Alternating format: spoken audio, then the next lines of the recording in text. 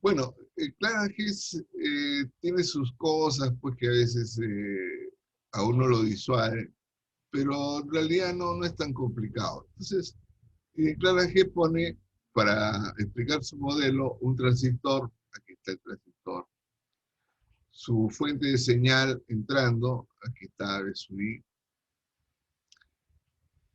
y abajo, bueno, los que están en electrónico, han llevado electrónico 2, que son la mayoría, hay lo que se llama pues un espejo de corriente. Es decir, la corriente está fijada por el valor de la fuente BE y el valor de la resistencia R sub B, nada más, ¿no? Entonces, ya se sabe cuánto vale la corriente I sub C, y esa corriente es la misma pues, que la que está viniendo arriba. Entonces, esto lo hace Claranges, o Clarige, como se quiere llamar, para tratar de remarcar de que la corriente de reposo, ICQ o IEQ, como quieran llamarle, porque Clarige tampoco no hace mayor distinción entre corriente de colector y corriente de emisor. Claro, ponen el alfa, pero no insisten mucho después con el alfa porque lo consideran prácticamente uno. Pero la idea es que la corriente de reposo, de colector o de emisor, es constante. Y no depende, claro está, de B sub I. Es una constante. Bueno, aquí le pone un ZE, que en realidad es un condensador para desacoplar, ¿no?, el emisor en alterna y que B sub I ataque directamente base emisor. Nada más. Y arriba le pone un ZL que va a ser eh, un tanque. Luego va a ser un tanque sintonizado. Y acá se tiene su salida, pues, B sub 0. B sub I, B sub 0. Muy bien. Entonces, esta es una primera explicación, ¿no? Todo esto que es bastante, al principio, aparatoso, solamente lo hace Clark y Hess para, de manera bastante sencilla, explicar cómo es la ganancia de voltaje, ¿cierto? Y cómo es que la corriente es constante. La corriente, la que llamamos la corriente de polarización o la corriente de reposo. Y lo que sigue es básicamente matemática. Básicamente matemática. Y bueno, conceptos bastante simples. Por ejemplo, la corriente de emisor depende exponencialmente del voltaje de entrada, ¿no es cierto? Eso ya se vio en dispositivos electrónicos, por ejemplo, ¿no? Depende exponencialmente. Claro, el voltaje de entrada tiene un valor de alterna y un valor de DC. Entonces debía de ser E a una suma, ¿no? Yo por cuestiones de que la diapositiva pues, no puede ser tampoco muy recargada, les he puesto de frente el producto de dos exponenciales. Pero en realidad esto viene de E a la suma que está arriba. Nuevamente, como ustedes pues, son muy buenos de matemática, ya saben que E a la suma se puede poner como el producto y viceversa. Entonces, él está separando la parte de C de base emisor, KQT, todo eso es los 25 milivoltios, 26 milivoltios, pues ves un T, ¿no? Entonces, él separa la parte de C y el otro B1 es lo que está entrando. Bueno, y se coloca una señal general que le pone pues coseno de omega t. Por Fourier sabemos de que cualquier señal se puede descomponer en una serie de sinusoides. Entonces, si se trata con una sinusoide en particular, después esto se puede ampliar hacia cualquiera, ¿no? Se puede ampliar hacia cualquiera. Bueno, ahí está.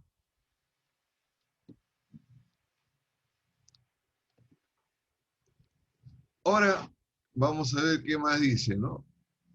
Deja la parte de C y dice B1 es un voltaje y KQT también es otro voltaje, porque este es el B sub T, los 26 o 25 milivoltios. Entonces dice, si yo divido el valor de la amplitud de la entrada entre B sub T, eso me da un número. Y ese número le llama X. Ahí está.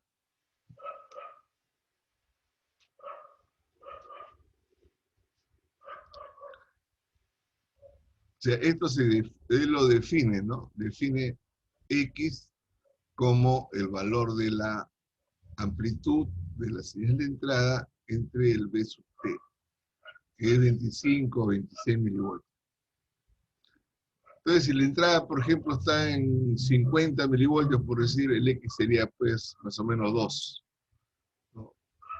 Si la entrada está en 2.5 milivoltios, o 2.6, como quieran, entonces el X sería 0.1, y así.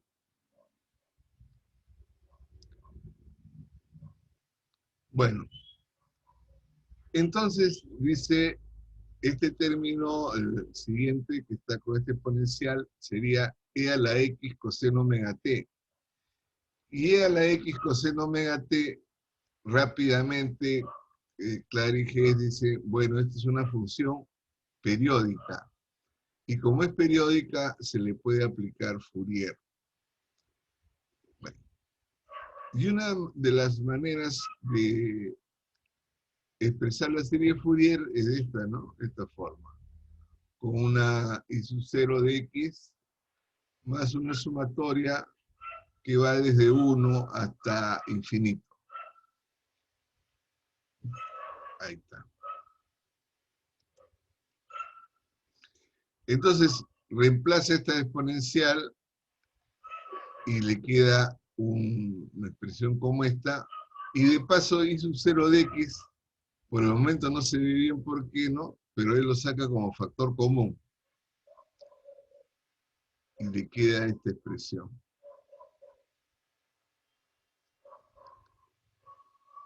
Como les indicaba, Clark y Hess son pues bastante matemáticos.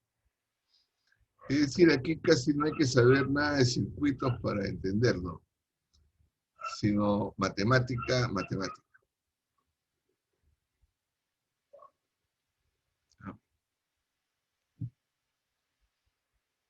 Entonces, si uno revisa matemáticamente, hasta acá dice, bueno, si le gusta, no le gusta, ya es su problema, pero está bien. Matemáticamente, esto es correcto.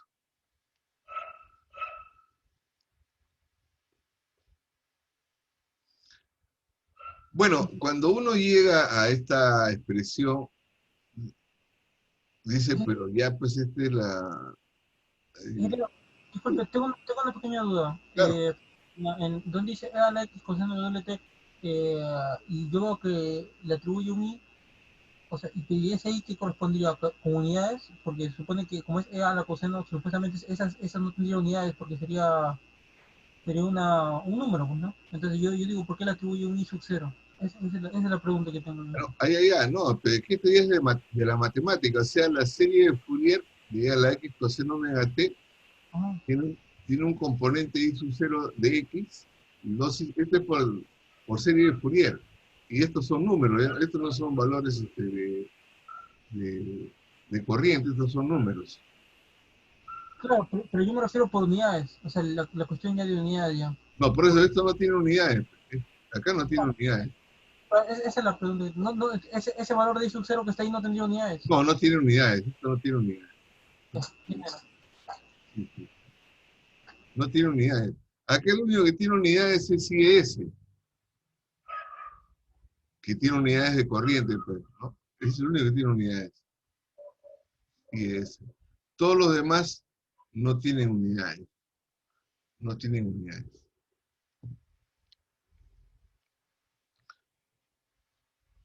Bueno, muy bien, pues justamente si aquí estamos en vivo y no le estoy pasando la grabación del ciclo pasado, es porque efectivamente pues ustedes pueden hacer uso de su derecho de preguntar en este momento, en el mismo momento. Y bueno, también ya lo estamos grabando para que después lo puedan revisar. Pero ahora mismo cualquier cosa me indica.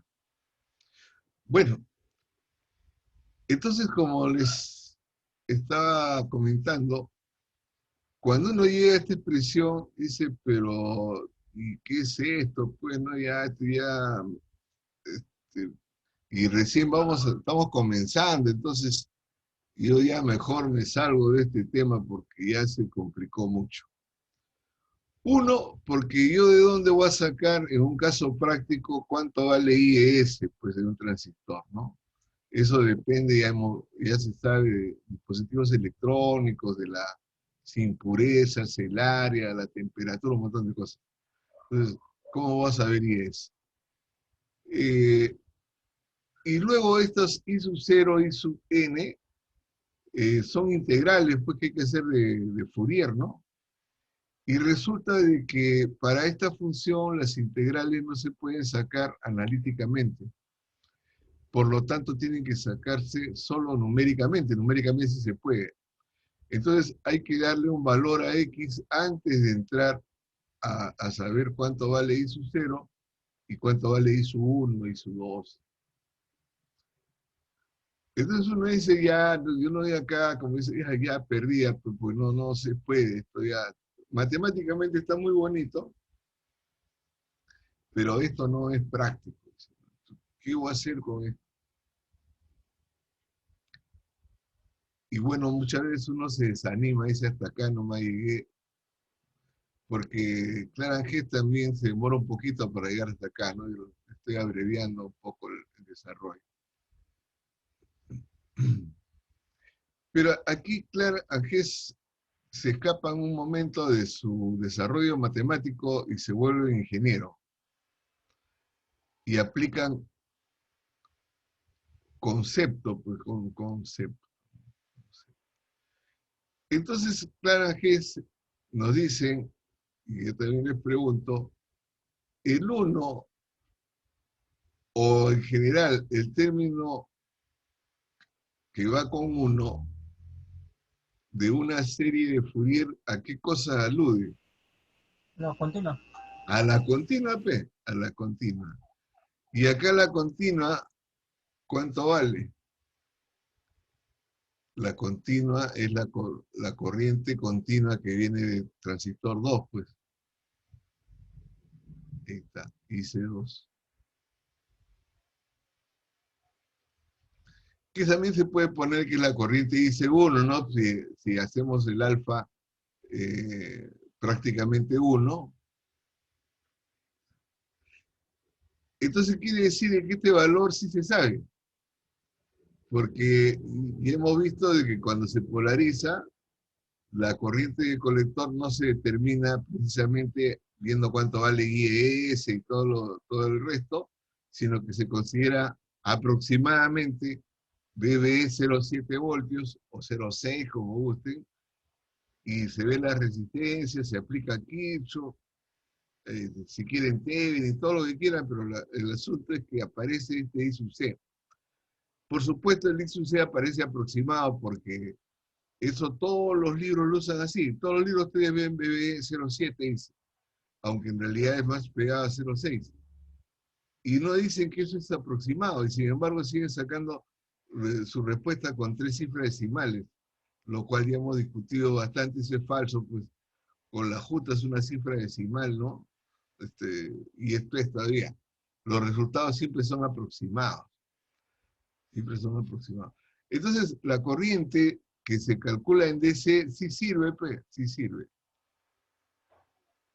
Y va acá. Profesor, Sí. una consulta. Lo que se menciona en todo caso es de que I sub 0 de X tiene un valor aproximadamente de 1.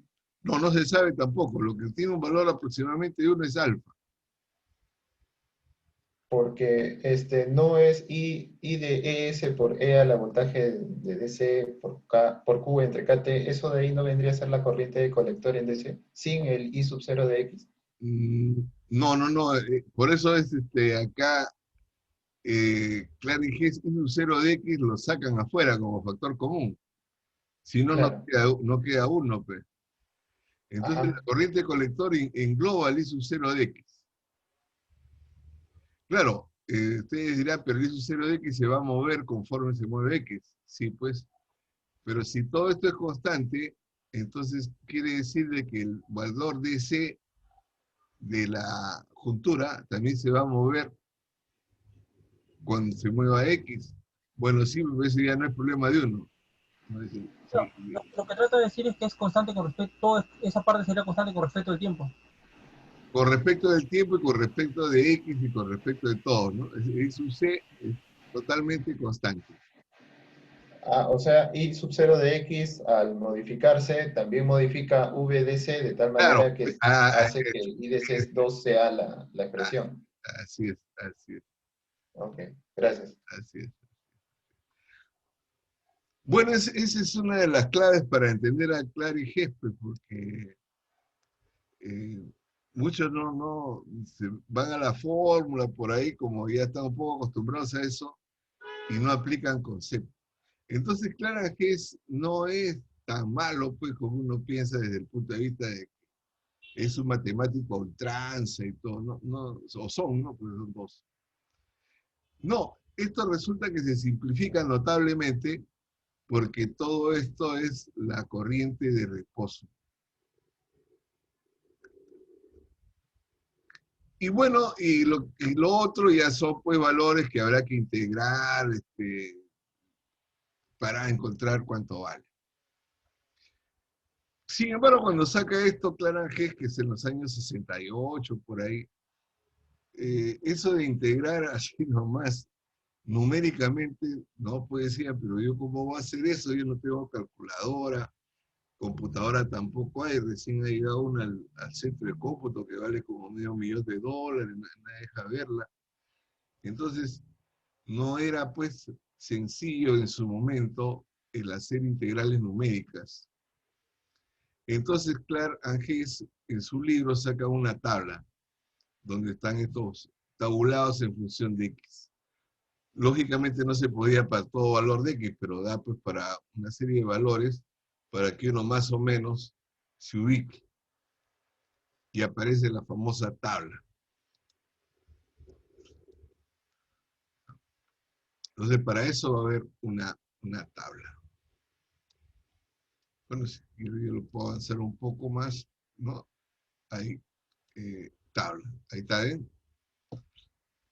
La tabla, informe X, y él la saca de frente ya para 2 y 1 sobre I sub 0, 2 y 2 sobre I sub 0, 2 y 3 sobre I sub 0, y así, ¿no?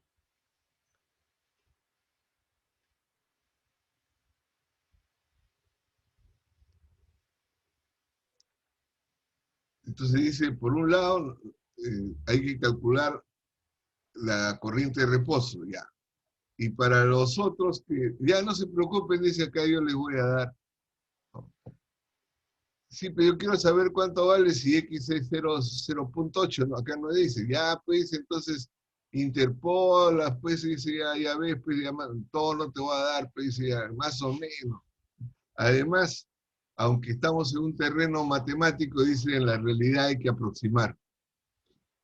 Ay, pero el que no está acostumbrado a aproximar, y ese es el otro asunto, no, pues dice, no se puede, acá no te... Claro, hoy día no hay tanto eso porque ustedes toman su calculadora, la programan y hacen la integral, ¿no? Numérica. Pero es mucho, pues, si ustedes tienen un valor de X intermedio, interpolan. Y ese intermedio también, pues, es aproximado porque ustedes no saben exacto cuánto vale KQT, ¿no? Porque, o Q sobre KT, porque no van a estar preguntando cuánto es la temperatura en ese momento, y la temperatura no es exactamente la temperatura que está fuera del ambiente, sino la temperatura de la juntura. Y la temperatura de la juntura que está dentro. Y cuando el transistor funciona, internamente se calienta. Entonces, esto pues siempre es aproximado. Si queremos entrar a todos los detalles exactos, resulta que entonces ya no hacemos nada. Bueno, entonces esta tabla hay. Profesor, Sí. una consulta en la diapositiva anterior. ¿Cuál es la interpretación de la última columna? I2 entre I1. Ah, no, es una más que dan ahí. Una más. En realidad, yo casi no la uso. Pero simplemente refiere que, por ejemplo, I2 correspondería ya a un armónico, ¿no? Porque I2 es de frecuencia doble. Y I1 es el fundamental, le podríamos llamar en términos de Fourier, ¿no? Entonces, conforme aumenta X, crece la relación del armónico segundo al fundamental. Lo que nosotros empezamos a conocer como distorsión, ¿no? O sea, si el X es muy bajo, el I sub 2 no existe. Pero si el X empieza a subir, entonces la componente, por ejemplo, de frecuencia doble, se empieza a volver importante.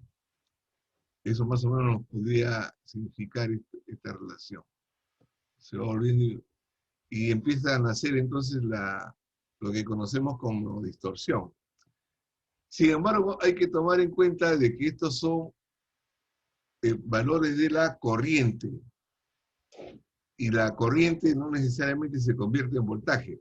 La corriente, para convertirse en voltaje, necesita resistencia.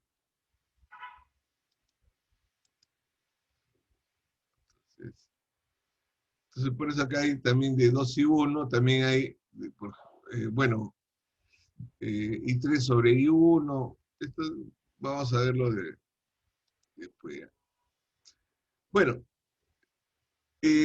pero resulta de que en radio no se usan amplificadores como en audio, ¿no? Que son con una simple resistencia, sino ya hemos visto que se usa normalmente un amplificador sintonizado, ¿no? Entonces, la corriente puede tener pues múltiples componentes de frecuencia doble, triple, etcétera, pero el tanque va a reaccionar principalmente al fundamental. Entonces Clarence Hess nos dice que B sub 0 principalmente se va a deber a la componente 2 y 1 sobre I sub 0. Principalmente.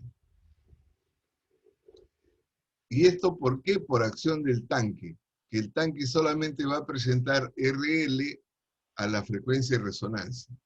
Claro, alfa IC2 vendría a ser ya la corriente ICQ1, ¿no? Pero bueno. Y claro, B sub CDT en principio sería BCC porque la bobina hace de que en continuo haya BCC ahí, ¿no? Y después ya viene la parte de la corriente fundamental o principal.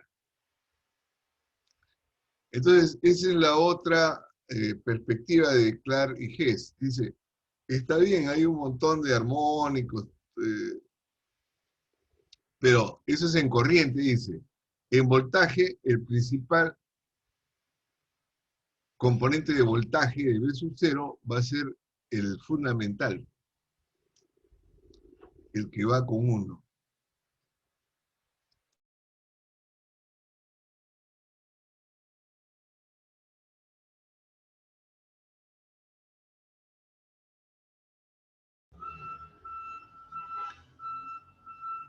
Bueno, y después él indica, pues, en pequeña señal uno encuentra el G sub M, simplemente haciendo la derivada, ¿no?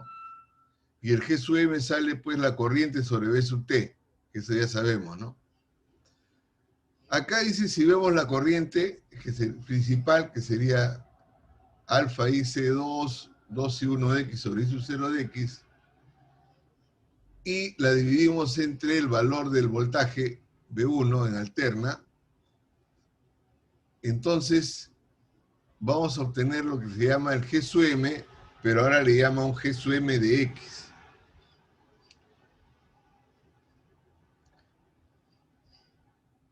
Entonces, no sé si ven de que reemplazando el de arriba con el otro es pura matemática, ¿no?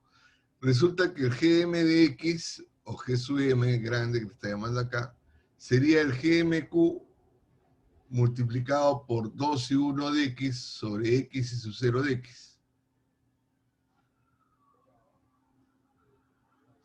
A ver, no sé si se ve claro este GM. De repente ustedes, como están en su casa, pueden tomar su lápiz, su lapicero, y ver si efectivamente es así.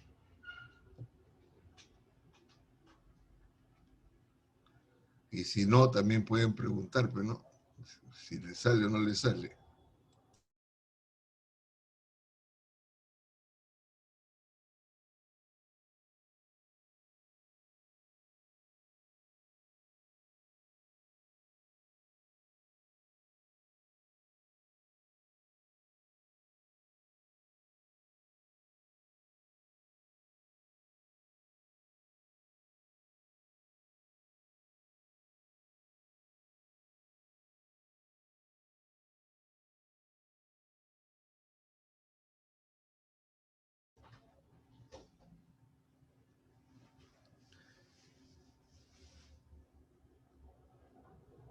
Aquí hay algo, ¿sí? Profesor, inicialmente V1 no era la amplitud, la amplitud de la señal de entrada. Sí, pues. Y según la relación que está ahí, están igualando a la constante K por T entre Q. Claro, es que No, para que no. salga esta demostración, digamos, tienen que usar lo que está acá más abajo, ¿no? Ah, Que ya. B1 se define, X se define en función de B1. Por eso les decía que tenían que agarrar su papel, ¿no? Porque exactamente dice, acá sale, sí cae, pero casi, ¿no? Porque el GMQ, bueno, acá está, y de repente cómo se desapareció el B1 y cómo apareció el X. Ah, es que falta pues esta otra expresión que está acá abajo. Con eso sí ya combinan y le sale este valor.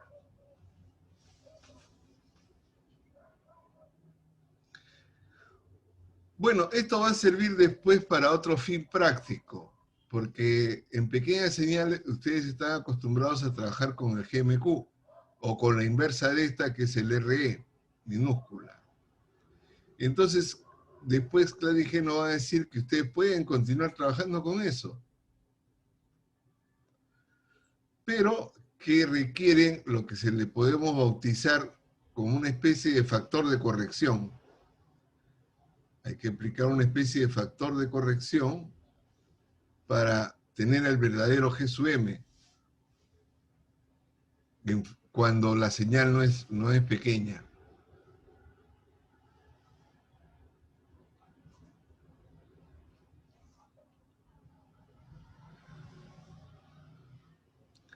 Bueno, y aquí podemos nuevamente avanzar acá con cargo a después retroceder, ¿no? Y fíjense, este factor el que le podríamos llamar factor de corrección, miren, es prácticamente 1 y después va bajando en función de X. Esto quiere decir de que si trabajamos con pequeños valores de X, el factor de corrección va a ser 1. ¿Y eso qué quiere decir? De que este modelo también vale para pequeña señal. O sea, cuando X tiende a 0, es igual trabajar con GMQ, ¿no es cierto? Que con el GMX ya no importa el 2 y 1 sobre X y su 0 de X. Aquí está.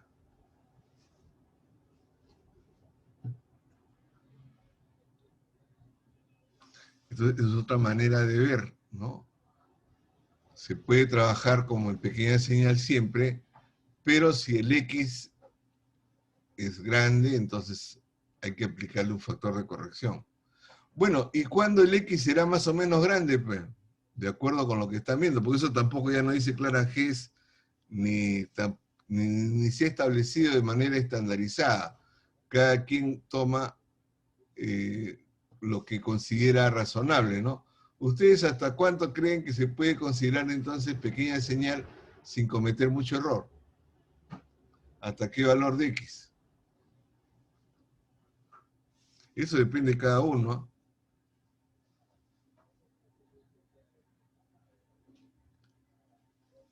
A ver, alguno de ustedes, a ver, hasta viendo esto, o sea, X, cuando X es 0, ya, el factor de corrección 1, perfecto, ahí no hay problema. ¿Hasta cuándo ustedes considerarían que no vale la pena entrar al factor de corrección, todo esto? Porque se puede considerar que la señal es pequeña. ¿Hasta qué valor de señal más o menos?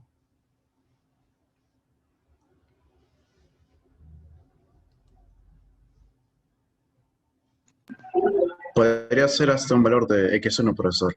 Ahí Ya. más o menos es 0.9 el factor de corrección, un error del 10%. Ajá, muy bien, ya ves, ya estás hablando como ingeniero ya. ¿Cierto? Y X1 en milivoltios, ¿cuánto sería para B1? Más o menos. O sea, X igual 1 significaría B1 en milivoltios de ¿cuánto?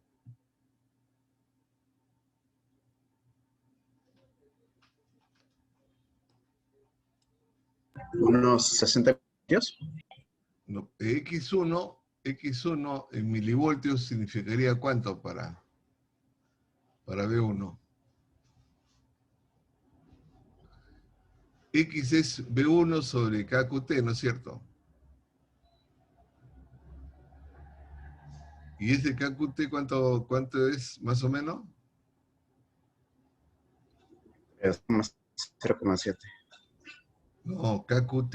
Sería, el B1 sería 23 milivoltios. Claro, pues 25 milivoltios, algo así. Claro, que está dentro del rango, ¿no? Para mínima distorsión. Claro, o sea, podríamos considerar de que pequeña señal es del orden de 25 milivoltios para abajo.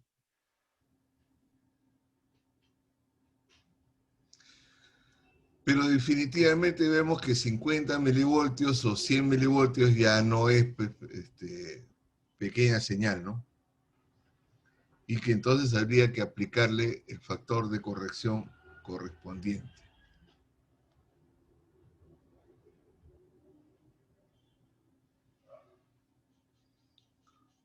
Muy bien. Ahora, si quisiéramos, y eso no está mal, ser más matemático, inclusive podríamos tratar de demostrar de que 2 y 1 de x sobre x y 0 de x tiende a 1 cuando x tiende a 0.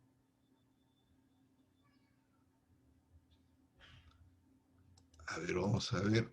Acá Clara Hess en el apéndice nos da algunos detalles sobre cómo se calcula los I sub n de x. Bueno, acá piden que diseñe el siguiente amplificador que está sincronizado a 10 MHz con un Q de la bobina 90, capacitancia de aquí que nos dan total es 47 picofaradios, USC 18 voltios, ya, la ganancia pequeña de señal tiene que ser 60 hasta la carga y la resistencia de la carga es 2K. Entonces, primero nos piden, bueno, determinar los valores, ¿no? Primero que hice fue el cálculo de L1. Estoy con frecuencia al cuadrado es igual a 1 sobre LC. Entonces, de ahí saco rápidamente el valor, ¿no? 5,4 microhenries. Luego nos dicen que la ganancia en pequeña señal es 60. Y sabemos que la ganancia pequeña señal sería voltaje 0, o sea, voltaje salida, entre el voltaje de entrada. En este caso, lo puse como regla en la cadena, ¿no? Porque como tengo acá relaciones de transformación, para no complicarme mucho. Bueno, porque es mejor dicho, porque es más fácil. V0, voltaje primario y voltaje colector. Entonces, voltaje 0 entre voltaje de la entrada sería esto de aquí, ¿no? Voltaje de salida entre voltaje de voltaje primario entre voltaje colector y voltaje colector entre voltaje de entrada. Esto de aquí es por relación de transformación. Primero acá en salida tengo 2 vueltas y acá en primario 14 vueltas. Bonito, 14, 5 y voltaje colector entre voltaje de entrada sería la ganancia del amplificador. Entonces, esto de aquí, bueno, la ganancia del transistor, lo despejo y me sale 150. Entonces la idea es que la ganancia de transistor es la resistencia de salida, digamos que la que veía el colector, entre R minúscula E, ¿no? Y bueno, el RC, o sea, la resistencia que ve el colector sería primero la resistencia que ve de la bobina, porque la bobina tiene una resistencia que se puede poner en paralelo, según el factor de calidad. El otro sería la resistencia de la carga reflejada, y el otro sería la resistencia, la inversa de HV, ¿no? La de la salida del colector.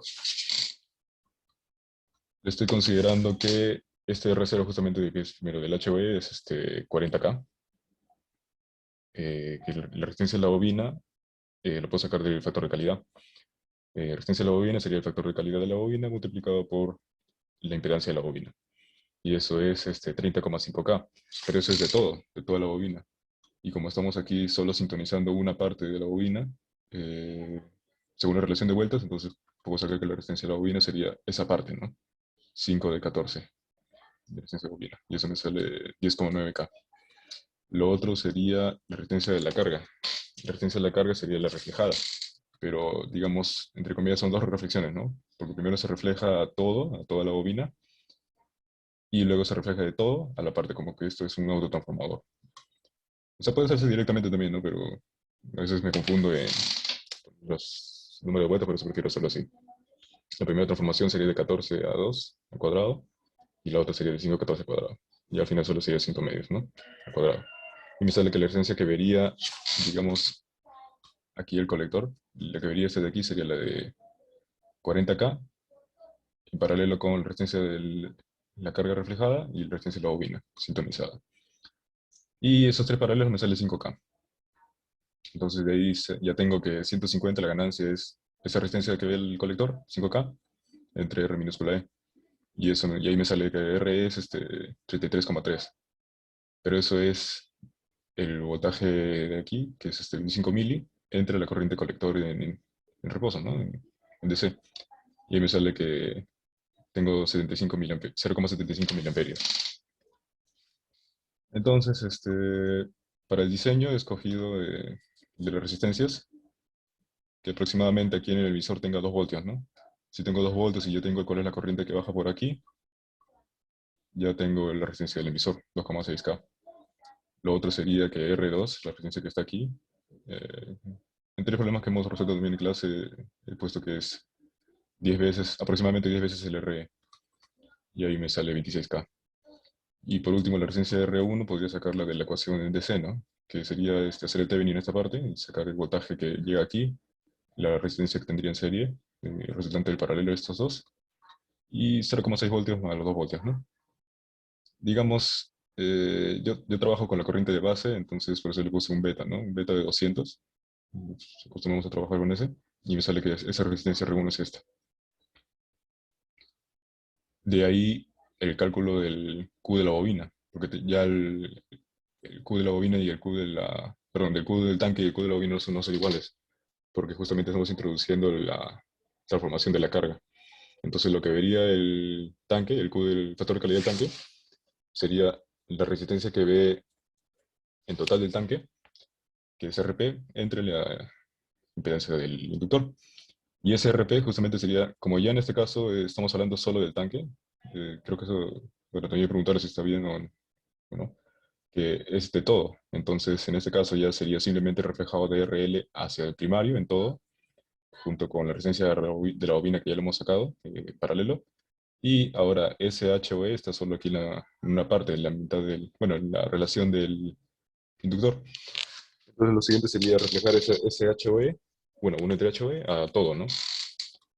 Y ahí por eso puse esto de aquí, que la resistencia del tanque sería la resistencia de la bobina, que hemos sacado que es 30,5K. El RO reflejado, que sería justamente el 1 entre HOE reflejado, de 40K con una transformación de 1,4 entre 5 al cuadrado. Y que bueno, como se ve aquí, como son 313, ya no influye tanto, ¿no? Por la diferencia entre RB. Y el otro sería el RL, ¿no? Que ya es el RL reflejado, que es por 7 al cuadrado nada más, 98K. Paralelo entre los tres, 21,75, bueno, ya para efectos del QT lo puse con todo su decimal. Y ya me sale que el QT es 63. Hasta ahí es el problema 1. Ya, continúa, continúa. Sí, también con la siguiente parte. Ya. La siguiente parte me dice que el circuito del problema 1 se modifican ahora la cantidad de vueltas. Primario y transformador, de modo que entre 1 y 2, o sea, aquí voy a tener, o sea, aquí tenía no lo puse acá, creo. Aquí tenía 5, 9 y 2 vueltas.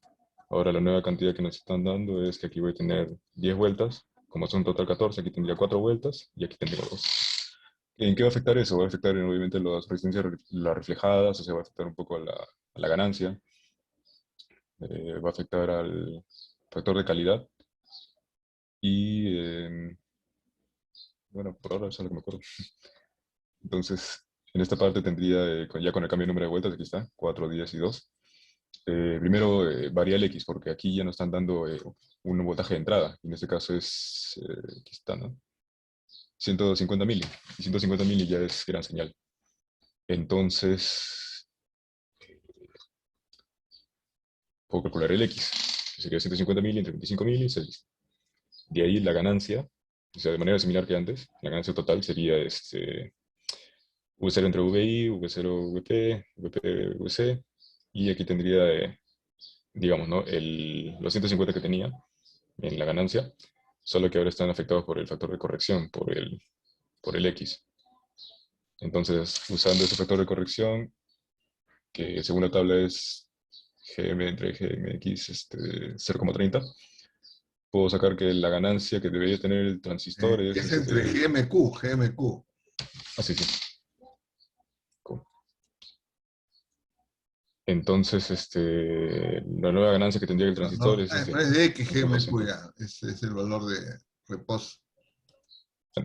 Sin el X, ¿no? Sí. Entonces, ya la nueva ganancia que tendría el transistor es 9,12. Porque la idea es que se mantenga el 60 de aquí, ¿no? Porque no dice nada que cambie la ganancia total. Entonces, asumí que se supone que tiene que mantenerse la 60 de ganancia en total. Pero si ha cambiado la posición del TAP. Claro, la ganancia va a cambiar, la ganancia del transistor.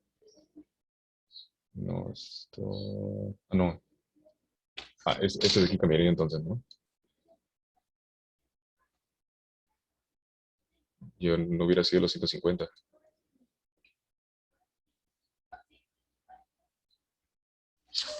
Eso me faltó. Ya está bien. A ver, Claro, ¿no? Porque al cambiar la posición del tab, va a cambiar la resistencia que ve aquí. Va a cambiar prácticamente la resistencia del colector y ya no debió solo 150, ¿no? ¿A eso se refiere por eso? sí, pues. Mm, Bueno. Bueno. ¿Hago los cálculos acá? ¿O No, ya sí, paso? nomás esa es la observación, pues. Bueno, ya. Entonces, bueno, ya esta parte de mi guía, ¿no? Lo que sí creo que sí está Además, bien no hacer varía, no acá, varía mucho tampoco la respuesta cuando el TAP se mueve un poco. claro, quizás sí un poco. Bueno, lo otro sería la distorsión armónica. La distorsión armónica es 1 entre el factor de calidad del tanque por el valor de la tabla, ¿no? Y en este caso, para el factor de calidad del tanque, a lo que va a variar un poco es la resistencia, pues, únicamente, bueno, principalmente este de aquí, ¿no? La Tampoco no resistencia que, afecta mucho, no afecta mucho el resultado. claro, bueno, sí me salió un poco de variación, porque aquí tenía 60,63, acá me salió 52. Solo que, claro, estoy considerando 40K. ¿Está bien ese profesor o debería considerar 50K para el el Depende de inverso del ti, H? porque nadie sabe cuánto vale. Ah, bueno. Claro, porque el RB sí se va a mantener igual. La regla prima. Ah, claro, también se me Pero te tiene- debió salir muy parecido al anterior, ahora no, algunos dos te has equivocado, porque 98,30, R0' no, 70, ahí sí se ha movido el tap, pero ya, sí, Sí, sí, ahí sí, sí voy a cambiar ese tab. ya está bien, está bien. Claro. Y ya pues entonces ahí me sale el nuevo QT y solo la división, pero la distorsión armónica. Y la otra Ya, parte es perfecto. la de la ganancia, que dice la otra parte. Cantidad de vueltas, ya, el valor óptimo de la cantidad de vueltas para maximizar la ganancia. Entonces, 100 milivoltios. Ya, eso. Entonces, aquí le puse los milivoltios, el X debe ser 4. Eh, acá sí lo corrige, acá sí se había hecho la corrección. La ganancia va a ser bueno, como ahora, ya no. Lo que nos están dando la condición es que aquí ya no va a haber dos vueltas, va a haber una cantidad variable, ¿no? Tenemos que nosotros saber cuál es la cantidad óptima, n. Esto sí se mantiene igual. Y sigue siendo el caso del 4 y 10. Entonces, eh, por ejemplo, la ganancia va a ser la misma idea, ¿no? Voltaje cero entre voltaje primario, etcétera. Y bueno, se va esta de aquí, tendría n entre 10 por la ganancia del transistor. Y acá sí lo había corregido. La ganancia del transistor justamente va a ser RC entre RE, ¿no? Pero RC cambia, porque ahora uno que ya no tengo ahora tengo el N y había cambiado a 4 y 10 vueltas.